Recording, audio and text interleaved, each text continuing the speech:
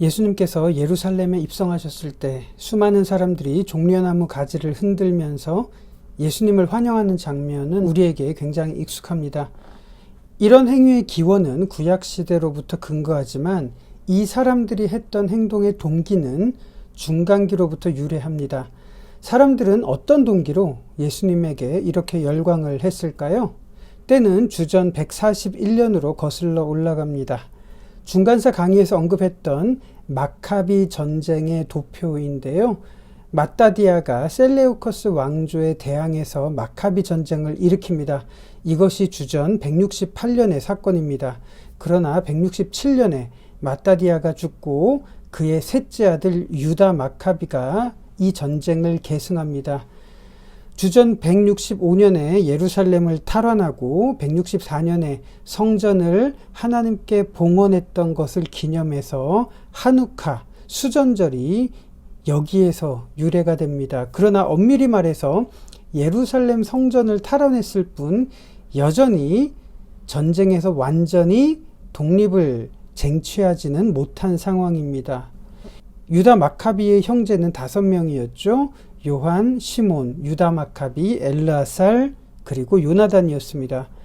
유다 마카비가 160년에 죽자 막내였던 요나단이 왕위를 계승해서 주전 143년까지 통치합니다. 요나단이 죽고 둘째였던 시몬이 왕이 되었고요. 이때 완전히 이스라엘을 독립국가로 만듭니다. 이때가 주전 141년이었습니다. 이때 시몬이 예루살렘에 입성했을 때의 장면을 유대 문헌 중에서 마카베오 상권 13장 51절에서 이렇게 기록을 합니다. 유다인들은 종려나무 가지를 흔들며 환호 소리도 드높게 비파와 꽹과리와 검은고 소리에 맞춰 찬미와 노래를 부르면서 요새 안으로 들어왔다. 민족의 큰 적이 참패를 당하고 이스라엘 땅 밖으로 쫓겨간 것을 축하하는 것이다.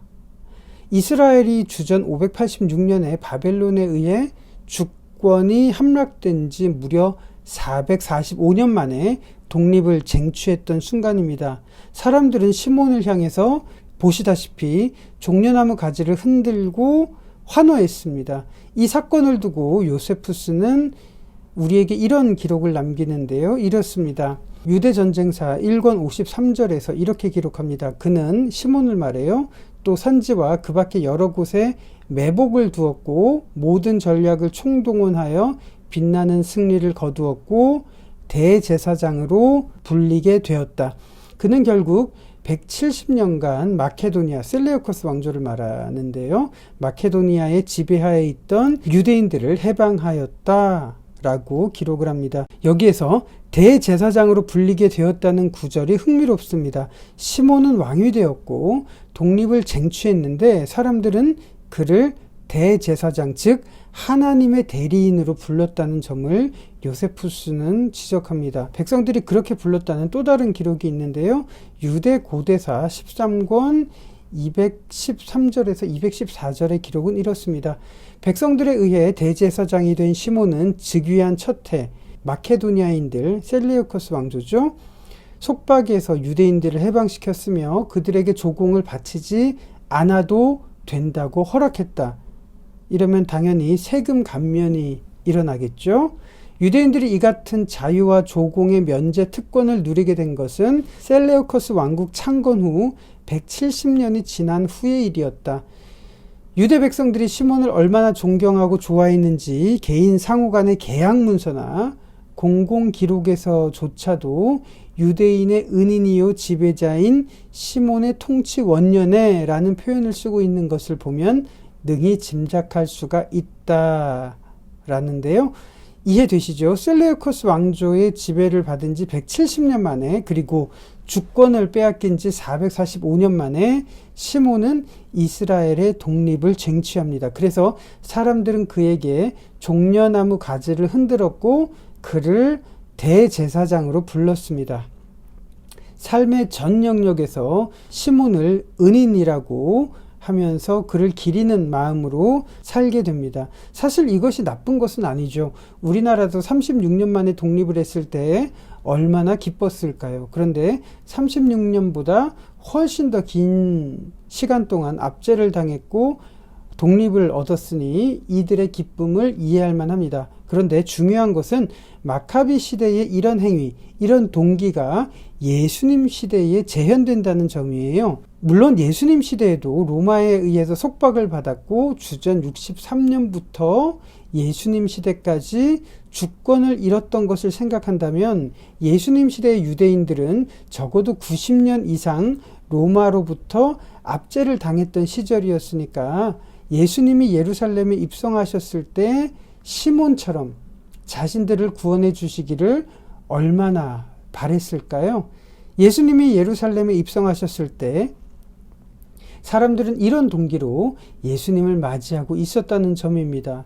예수님에게 열광했던 사람들이 불과 며칠 만에 정치 권력 앞에서 무기력한 모습을 보였고 그 모습에 사람들은 실망을 했죠. 결국 예수님이 정치적인 반란자들이나 당하던 십자가형으로 처형을 당했을 때 유대인들은 완전히 기대를 저버렸고 예수님에게 분노했다는 점입니다. 국가의 독립을 바라는 동기가 잘못된 것은 아닙니다. 그러나 그들의 모습은 지금 우리들의 신앙의 속마음을 반영하고 있다는 사실 때문에 불편함을 느끼게 됩니다. 우리의 뜻대로 모든 일들이 되어질 때 시몬을 대제사장이라고 부르듯이 성경적으로 잘못된 일도 마다하지 않고 행하게 되지만 우리의 기대가 충족되지 못할 때는 싸늘하게 등을 돌리는 것이 우리의 신앙은 아닐지 생각하면 마음이 무겁습니다. 그 대상이 하나님의 아들이라고 해도 말이죠.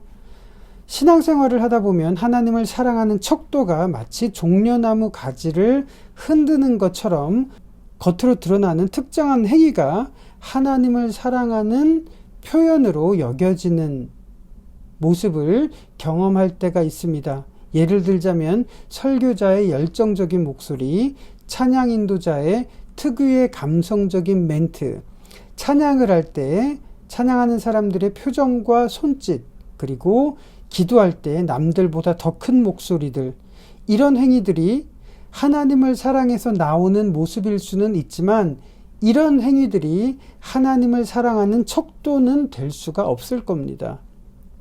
사도 바울은 성령의 열매 9가지를 제시했습니다. 우리 속에 성령께서 역사하시면 가시적인 은사들이 나타날 수도 있겠지만 성령의 열매로 대변되는 그리스도를 닮은 인격적인 변화가 바로 성령께서 우리 속에 거하실 때 나타나는 증거일 겁니다. 사도 요한 역시 비슷한 말을 합니다. 요한은 누구든지 하나님을 사랑하노라 하고 그 형제를 미워하면 이는 거짓말하는 자니 보는 바 그 형제를 사랑하지 아니하는 자는 보지 못하는 바 하나님을 사랑할 수 없느니라. 우리가 이 계명을 주께 받았나니 하나님을 사랑하는 자는 또한 그 형제를 사랑할지니라 라고 말합니다. 우리가 하나님을 사랑하는 척도는 종려나무 가지를 흔드는 것이 아니라 그리스도의 성품을 닮은 인격적인 변화를 통해서 나타나는 점이 아닐까 생각을 합니다. 끝으로 대형박물관 69관 25호 진열장에는 이런 전시물이 있습니다. 그리스 연극 배우들의 모습인데요. 연기를 한다는 것은 속마음과는 전혀 다른 모습을 표현하는 행위를 말합니다. 마음은 그렇지 않은데 눈물을 흘리는 모습을 가리켜서 헬레니즘 세계에서는 연기를 한다라고 표현을 합니다. 예수님은 정확하게 이 행위를 가리켜서 외식한다 혹은 위선적이다 라고 말씀을 하셨습니다. 하나님의 성품을 담고 그렇게 변화되려는 마음 없이 종려나무 가지를 흔들고 있다면 이것이 우리들의 모습이 아니기를 소망해 봅니다.